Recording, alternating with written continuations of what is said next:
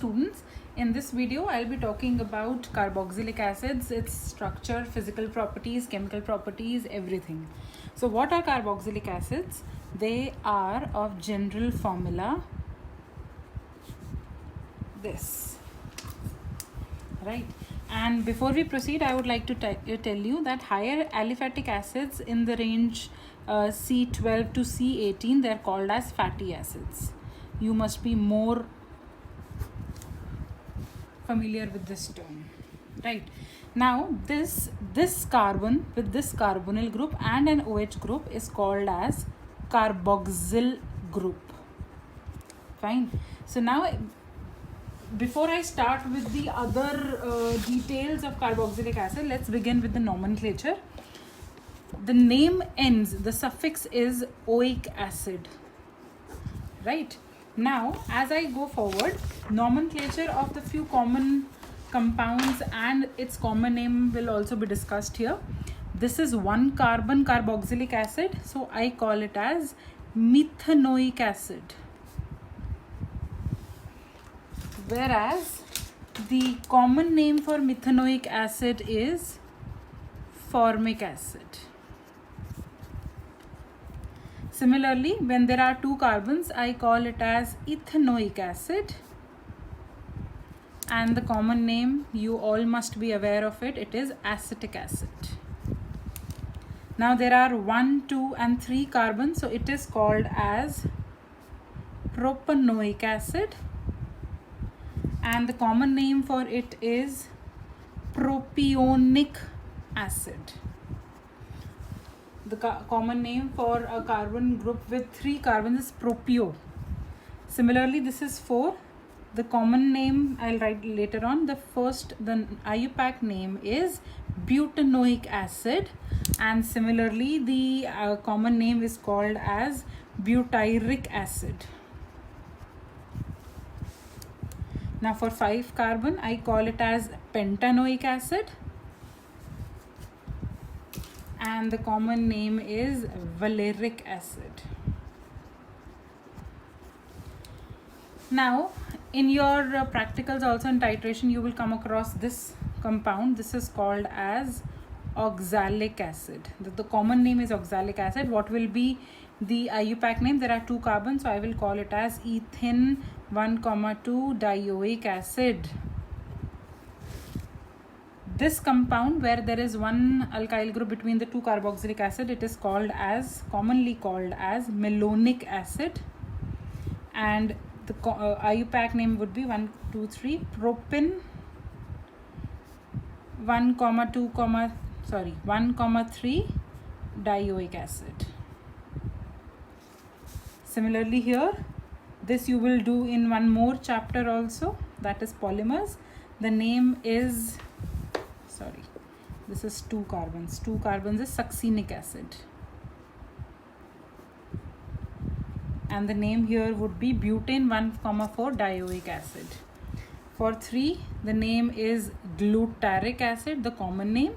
The IUPAC name would be 1, 1,5 pentane 1,5 dioic acid. Here it is 6 carbons in total, so it is the IUPAC name would be hexane 1,6 dioic acid, and the common name is adipic acid, which you will study in the chapter polymers also. Similarly, this compound you must be already aware of. It is called as benzoic acid. The common name and the IUPAC name both is benzoic acid only. Now the common name is phthalic acid, and what will be the IUPAC name? It is going to be benzene 1,2 dicarboxylic acid. Like in aldehydes and ketones, we were saying if there is a benzene group with a CHO, we were calling it as a carbaldehyde. The CHO was a carbaldehyde, COOH is carboxylic acid. Similarly, when I talk about this is 1, 2 and 3 and 4. We have a methyl group here, so I call it as 3-methyl butanoic acid. Now here it is going to be 1, 2, 3, 4 and 5. So it is 4-bromo pentanoic acid. Here it's not a benzene ring, it's a cyclohexane group. So I will call it as a cyclohexane carboxylic acid. This, as I told you before also, that carboxylic acids are more they are having more preference over the hydroxyl group. So I will give number 1 here, and this would be 2. So the name here is 2-hydroxy benzoic acid. Now if I talk about this compound, this will be 1, this is 2, this is 3, this will be 2-chloro, 3-methyl and benzoic acid. Now here I have my functional group in the straight chain and not in the ring, so my parent chain is going to be this.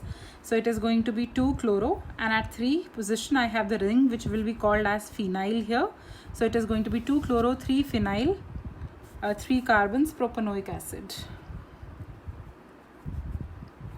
Now if I talk about this, like in the previous aldehydes nomenclature I told you, either you include all the carbonyl groups or you exclude all of them. Similarly here I am going to exclude all of them, and the name here would be propane 1, 2, 3 tricarboxylic acid. Right? About the structure of carboxylic group. Now how does it look like? This is my R group, this is my carboxylic group, right? And we know that there are 2 lone pairs on the oxygen here. This oxygen is more electronegative than the carbon, so the pi bond will shift towards oxygen, leaving it with a partial negative charge, and carbon will be having a partial positive charge. I can also say that the other structure would be like this. 1 lone pair has been used here. This lone pair will shift here because this carbon would be positive. Now what happens to this carbon? What will happen to this carbon? This carbon will become less electrophilic. Right? Also, when I talk about the structure, we know that this carbon is sp2 hybridized. So what is going to be the angle? The angle is going to be 120 degrees here, and the shape, the geometry would be trigonal planar. Now let's start with the preparation of carboxylic acids.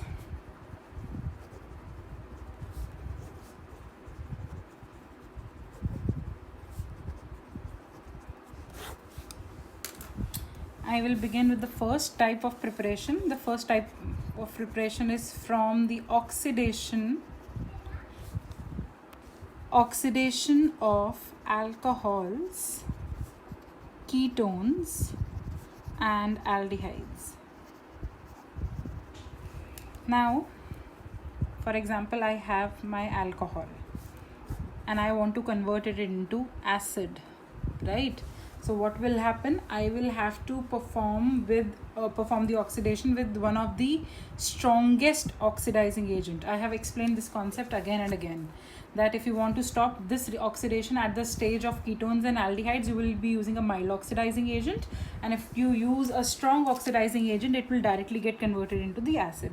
Similarly, if I take, let's say, aldehyde, from aldehyde, if you either take a strong oxidizing agent or you take a mild one, either ways the product has to be the acid only. So if I take a mild oxidizing agent like Tollens reagent, what will happen? I will have the salt which will gain H plus and later become the acetic acid, plus I will have silver mirror deposit along the sides of the test tube, and the rest of this reaction would be there. Similarly, let's take a ketone. If I take a ketone and I do a strong oxidation with a ketone, then what will happen? The bond will break from here and I will end up getting a group. Since it is a symmetrical ketone, it doesn't make a difference. Otherwise, we'll apply the Popoff's rule and then the products would be decided. Apart from that, if I take a primary alcohol like this and I use Jones reagent. What is Jones reagent? Jones reagent is again a strong oxidizing agent. Please add this to your list. This will also give you the corresponding acid, but Jones reagent you cannot use everywhere. It is only specifically for the oxidation of alcohols. Next type of preparation would be from the oxidation of alkyl benzenes and alkanes. These reactions would be very commonly used when you will be doing the conversions. So if I take an alkyl benzene as simplest as a toluene and I do the oxidation, a strong oxidation with alkaline KMNO4, and then what will happen? We know that it is one of the very strongest oxidizing agent, so it will give me COOK. Why not COOH? Because you have not provided proton in any of the reagents. So once you will get the potassium salt of the benzoic acid, then you will do protonation by adding medium and doing the hydrolysis, and then it will give you the benzoic acid. So please remember, if you are taking an acidified oxidizing agent, then there is no problem, because the acidified medium would be giving that proton directly. So you will have that acid in very first step only. But if you are doing it with an alkaline medium, then first the sodium salt or the potassium salt of that particular acid would be formed, and then you will have to provide H+. Similarly, if I take another alkyl benzene and I do the reaction, still it is going to give you COOK. It gives a acid of smaller carbons. Please remember this is important. Similarly, this was a primary alkyl benzene. If I take a, let's say secondary, I will take a cumene. This cumene you had used to prepare phenol in the chapter number 2, the organic chapter 2. So this is cumene, and this is your secondary alkyl benzene. Again, if you do KMNO4 acidified, the alkaline KMNO4 oxidation, then again it doesn't matter the number, whatever the number of carbons are there on the alkyl benzene, it will give you a lower acid only. Lower acid means the number of carbons in the product will be lesser than the number of carbons that you started with. So now if I take, let's take a tertiary one also. So if I take it like this is my tertiary. So even if you do it here, there is an exception, there would be no reaction. This reaction will not occur. So it is only going to be given by the primary and the secondary alkyl benzenes, right? Now there is one very important thing that I need to mention here, that while you are doing the oxidation, methanoic acid, which is HCOOH, gives positive Tollens reagent test, but it is not an aldehyde. We talked about Tollens reagent and the Tollens test, and we told you that Tollens test is only given by the aldehydes and not by the ketones also. So here it is an acid, but still it is giving you the test. So it is an exception, and it can also be used to distinguish between various compounds if there is no other option to do it. So please keep this in mind, that methanoic acid is an exception, though it is not an aldehyde, but still it will be giving you the Tollens reagent test, and it will further undergo oxidation to give you the silver mirror. Now if I take let's take an alkyl benzene. If again you do KMNO4 and you do the KOH, this double bond will go off. So now this carbon will be having it like this. This carbon will be again like this, OK minus, and then you will provide H+. Then it will be your adipic acid.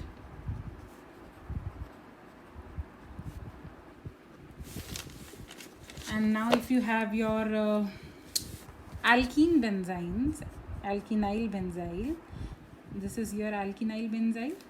Now if you do the oxidation with alkaline KMNO4, this is first, this is 2, the bond will break here.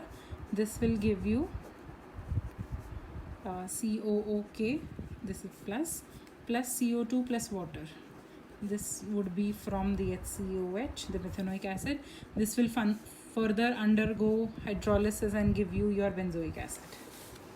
Right? There is one more similar reaction. These all are not in the NCRT, but they can be asked to test your concept. This will break from here when you do the acidified, the alkaline oxidation. So this will be as it is here. There would be double bond OK, and here also it would be OK minus. This would be H plus. So this will give you. So just in case they want to test your knowledge, they will give you such kind of questions. Otherwise they are not of that importance. Let's do hydrolysis of amides. I'll tell you an important fact here that will help you in remembering these equations. What is an amide? Amide is this group. This will break from here if you do the acidic hydrolysis, and this will be CH3COOH plus NH3, because this hydrogen will go to the NH2 group. Similarly, if you have hydrolysis of nitriles, what are nitriles? The cyanides. So if you have it CH3CN, you do the partial hydrolysis, then it will give you an amide, and you know how to convert your amide into the acid from above reaction. This will again give you the acid plus ammonia. One more important reaction that you have already done in the previous topics, but let me just cover it again, from Grignard reagent. I think by now you must have realized how important Grignard reagent is in organic. If you treat your Grignard reagent with carbon dioxide, now what will happen? I will show it with a different color pen. This double bond will be shifted here because oxygen is more electronegative than this carbon. This will be delta negative, this will be delta positive. This is negative, this is positive. So now what will happen? You will have a CH3C double bond O OMGBr adduct, on which on hydrolysis will give you the acid. Now similarly, they are all the similar types of reaction that I am going to discuss now. This was hydrolysis of amide. This is hydrolysis of nitrile. Similarly, I have already written it for you, the hydrolysis of acid halides. I'm sorry. Yes, I have written it twice. I'm sorry. The hydrolysis of acid halides, hydrolysis of anhydrides, and hydrolysis of esters. You can take a screenshot of it also. Why I'm not doing it again and again? Because I just want you to understand the concept that if you remember, I told you acid derivatives have four derivatives. Acids have four derivatives. They are amides, they are acid halides, they are anhydrides, and they are esters. So I just want to tell you that when you do the hydrolysis of any of them, if you do the hydrolysis of amide, or you do the hydrolysis of acid halide, acid anhydride, or acid or the esters, eventually all of them are going to give you your acids back. So how do I explain it? मैं हमेशा ये बताती हूँ that acids के अपने 4 parts हैं. वो चारों parts में अगर वापस से पानी, I am not saying normal पानी, ऐसे तो सब घर में बनाने लग जाएंगे, वापस से अगर उसकी हाइड्रोलिसिस, एसिडिक हाइड्रोलिसिस करा दोगे चारों डेरिवेटिव्स की, they will give you back the corresponding acid. After the preparation, it's time for the physical properties of the carboxylic acid. The very first physical property that we have been doing in all the functional groups is the boiling point. We know that as there are more number of carbon atoms, there are more intermolecular forces of attraction. So the boiling point increases of that particular compound. Also, I would like to tell you here is that the boiling point of an acid is more than hydrocarbons, ethers, aldehydes, alcohols, and ketones. That means till now all the functional groups that we have done, the acid is having more boiling point than all of them. Now what is the reason? The reason is that the acids undergo dimerization. Now what is dimerization is that two molecules of acid join together, they associate together. You can never find a single molecule of acid in water, they will always be in a group of two, that is dimerized. So acids undergo dimerization due to extensive intermolecular hydrogen bonding. Why? Acids have a double bond oxygen and a OH. So there are two ways from which it can form hydrogen bonding. And in the vapor and the aprotic solvent. Why aprotic solvent? अगर आप protic solvent लोगे तो H plus तो उसके वहीं से उसको मिल जाएगा. So now I have made the structure. This is my one molecule of the acid. This is the other molecule. So when they are in the vapor state, you can see that they have this hydrogen, intermolecular hydrogen bonding, which is very strong.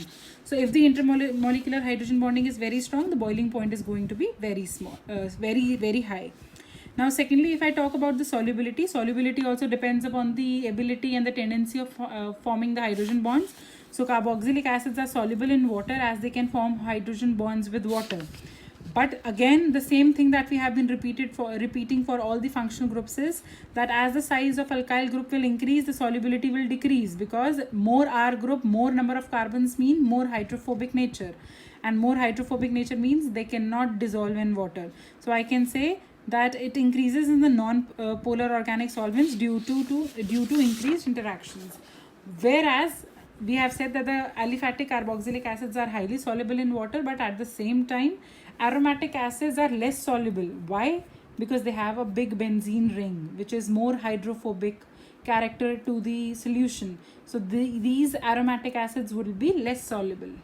Let's begin with the chemical properties of carboxylic acid now. The first type of the chemical properties is when the bond is breaking here. That means O and H are breaking. So that means all the reactions that we'll study here will hint towards the acidity of the molecule. And we already are calling it as an carboxylic acid. So we know that they are acidic in nature, and this hydrogen will be cleaved easily. So now let's do few of the reactions. This is my acid. So if I treat it with Na, what will happen? This will go and attack here. So this is going to be RCOONA with H2, and we know that this will burn with a pop sound because it is a release of hydrogen gas. So this is also hinting towards the acidic nature of carboxylic group. So if I do the same reaction with NaOH, I will again get my RCOONA plus water. Now next two reactions are a little important. If I am doing it with NaHCO3, sodium hydrogen carbonate, this will definitely give me RCONA, but also it will give me CO2 plus water. This CO2 will be released as brisk effervescence. This you will be doing in your practicals also. So if I am having such kind of an observation where I can see brisk effervescence, I know that this particular reaction I can use it for distinguishing test. If they ask me how will you distinguish between an alcohol and acid, what I will do is I will add a pinch of sodium hydrogen carbonate, and it will lead to the brisk effervescence, and I can identify that which one is an acid and which one is an alcohol. Same if I add let's say sodium carbonate here, this is also going to give me the similar kind of reaction. Okay. Apart from this, there is a very small concept that I would like to take up here. We know that there are lone pairs here. Now this lone pair will go and attack here. This is my acid and this is my base. So once they will attack, I will get a molecule like this and this. This is my carboxylate ion and this is my hydronium ion. This was an acid, and that means this is my conjugate base, and this becomes my conjugate acid. So if I want to calculate the equilibrium constant of this reaction, it will be the ratio of the concentration of the products upon the ratio of concentration of reactants. This we have done in equilibrium chapter in class 11th. We know that water, the concentration of water here is constant, so I can say K equilibrium multiplied by the concentration of water is Ka, which is the dissociation constant of this acid. So now I'll say Ka is equal to RCOO negative carboxylate ion की concentration multiplied by hydronium ion ki concentration divided by the acid ki concentration. Now this is Ka. Higher the Ka, stronger is my acid, right? And we know what is pKa. pKa is minus log of Ka. So that means अगर Ka ज़्यादा है तो Ka अगर ज़्यादा है तो Pa definitely come है, क्योंकि ये माइनस लॉग ऑफ Ka है. तो दैट मीन्स Ka और Pk हमेशा ऑपोजिट चलने वाले हैं. तो अगर मैंने कहा है कि हायर स्ट्रॉन्गर एसिड तब होगा जब हायर Ka होगा, तो इसका मतलब ये भी है कि Pka की वैल्यू जो है वो लो होगी. मैं ये आपको क्यों बता रही हूँ? Because in exam the question says either arrange them in the order of their acidity. That would be the easiest way to do it. The question can also ask you to arrange them in the increasing order of Ka. So you can imply from there that they are again asking you to arrange them in the order of increasing acidity. But if they are asking you to arrange them in the order of pKa, then that means it has to be opposite to the value of Ka and the acidity, right? Reactions would be where there is going to be cleavage of carbon and oxygen. That means OH group would be leaving, and if this OH group will leave, it will get combined with the hydrogen of the adjacent carbon, and they will leave as water molecule. So if the water molecule is going to be eradicated, eliminated, then that means I have to use a dehydrating agent. And we know conc H2SO4 is a dehydrating agent. Along with that, P2O5 is also used as a dehydrating agent. So what will happen is I have taken two molecules of my acid. From one molecule OH will go, from the other molecule hydrogen will go, and water will be eliminated from here, and they will combine together to form an anhydride. That is also one type of a reaction that we have to understand, that whenever an acid will break from OH, it will eliminate with the formation of water. The next type of the reactions are reaction with ammonia. These reactions are again very important when you are going to talk about the conversions, and in the next chapter we will be doing these type of reactions more in detail. So what is the reaction with water is, if I have my acid and I react it with ammonia, what will happen is this lone pair, this will go and attack, this will go and attack here. And what will be formed? This ion, this unstable kind of a structure, salt, would be formed, which is called as ammonium acetate. Now what will happen is, if it is heated, it will remove water from it, and the compound formed is this, which is called as an amide. Remember, amides are also the derivatives of the acid. So if you are treating your acid with ammonia, you will form a amide. Since there are two carbons, I will call it as ethanamide. There's one extra. Similarly, if I treat it with benzoic acid with ammonia, it will give me, let's say, CONH4. This is positive, this is negative. This is going to be what? This is going to be, what was it? It was ammonium benzoate. So again, if you remove water from here, it will give you an amide, and this amide is called as benzamide. If I still take I'll take it here also. I'll take this in the next chapter also. This is methylic acid with two molecules of ammonia. What will happen now is COONH4 here also, and here also. This is positive, positive, negative, negative. Now you will have to remove two molecules, so you will end up getting a diamide, right?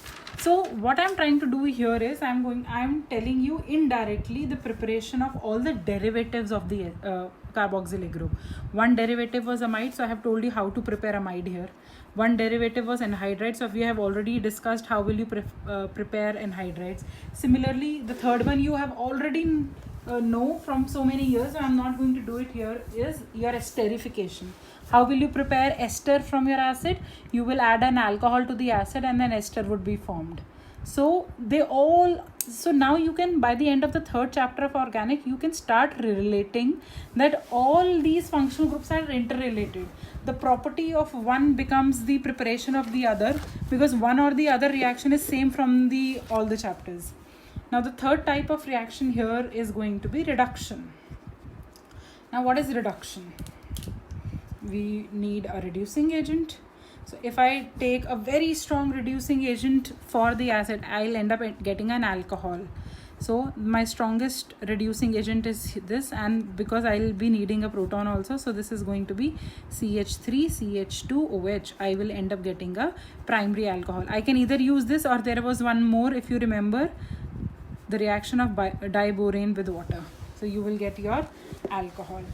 Now the next type of reaction, which you have done in class 11th also, everything keeps coming back again and again. There are same reactions, decarboxylation, and if you remember, I specifically told you that it is a step down reaction. What is step down? That the number of carbons in the product are going to be lesser than the number of carbons in the product.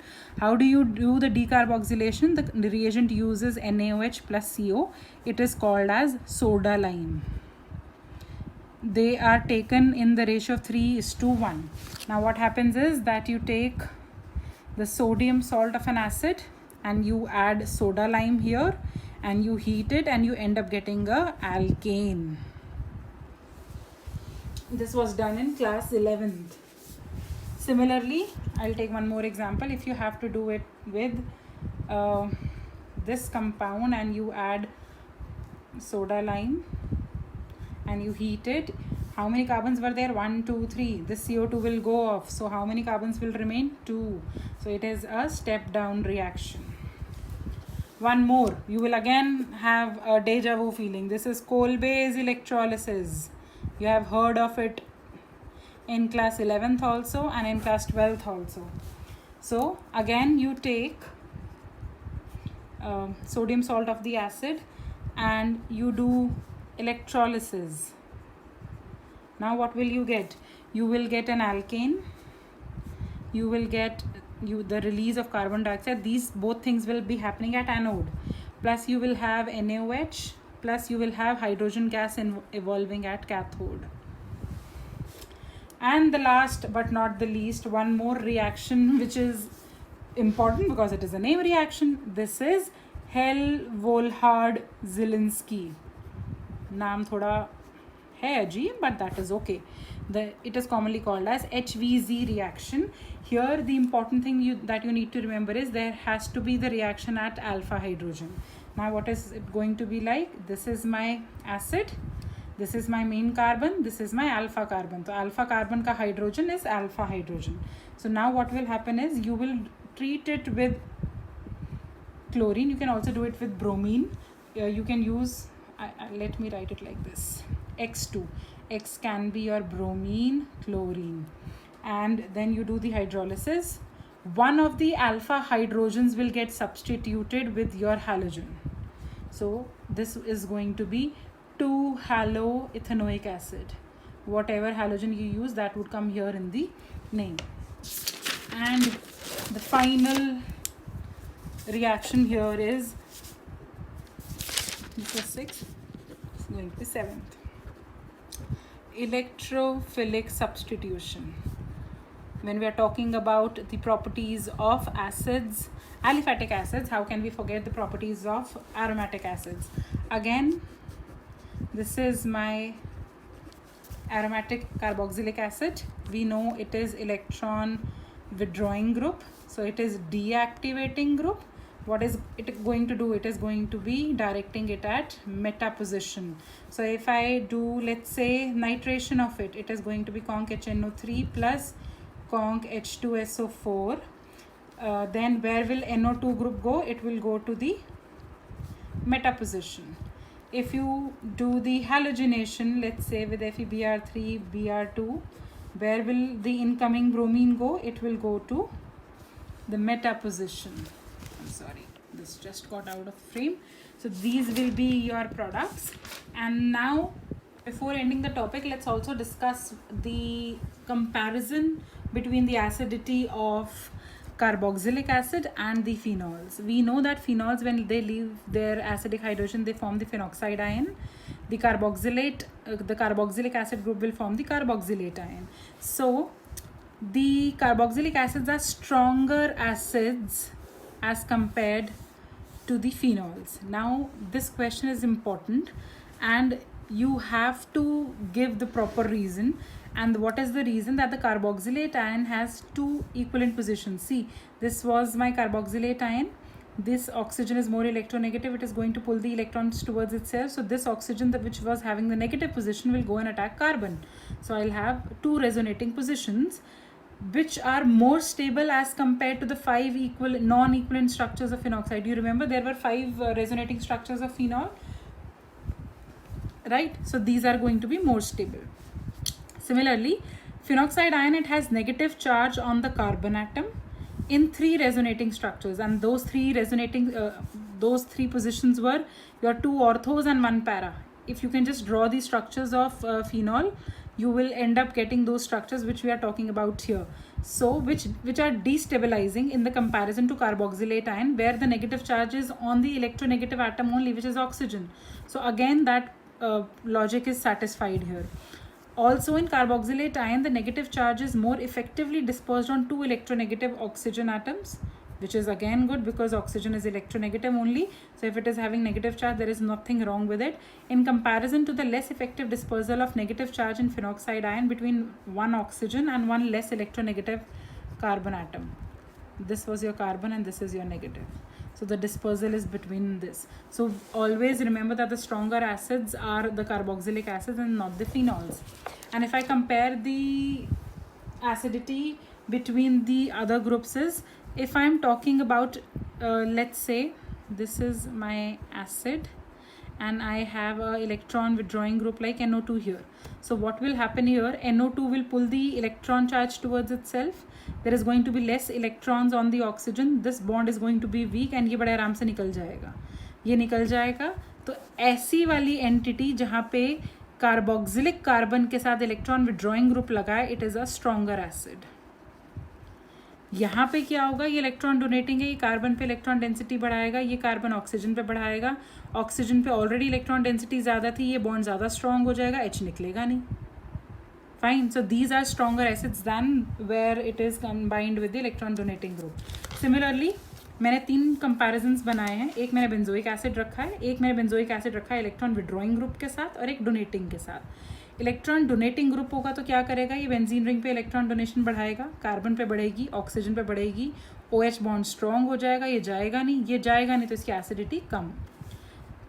In comparison to अगर यहाँ पे NO2 group लगा होता, CHO group लगा होता, तो electron density इधर आ रही होती, कार्बन पे से कम हो जाती, ऑक्सीजन पे से कम हो जाती, OH बॉन्ड वीक हो जाता, H बड़े आराम से चला जाता. So the same concept that we use in the chapter number alcohols, phenols and ethers, the chapter 2 of the organic, the same is being applied here.